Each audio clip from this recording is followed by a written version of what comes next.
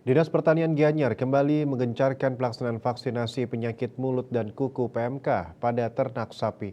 Kali ini vaksinasi PMK dilaksanakan di wilayah Banjar Tangkup dan Banjar Mumbi di Desa Pupuan, Kecamatan Tegalalang.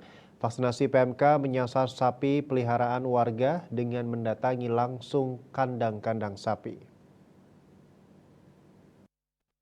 Dokter Hewan Iketut Aryase Minggu 3 Maret mengatakan, kegiatan vaksinasi PMK telah dilaksanakan oleh 14 petugas dari UPTD Puskeswan 2 Gianyar yang dibagi menjadi 2 tim. Vaksin yang digunakan adalah jenis Aptosa. Vaksinasi lanjutan ini dilaksanakan untuk mencegah secara maksimal penyakit mulut dan kuku yang menyerang hewan peliharaan seperti sapi. Ternak sapi telah tertular virus PMK ini akan terlihat ciri-ciri awalnya seperti tiba-tiba tidak mau makan dan mulut berbuih. Ternak sapi yang berhasil divaksin di wilayah Banjar Tangkup berjumlah sebanyak 75 ekor sapi, sedangkan di Banjar Mumbi sebanyak-banyaknya 153 ekor sapi.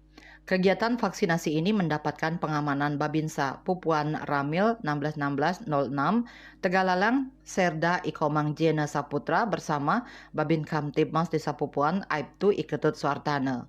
Wirnaya Bali Pos.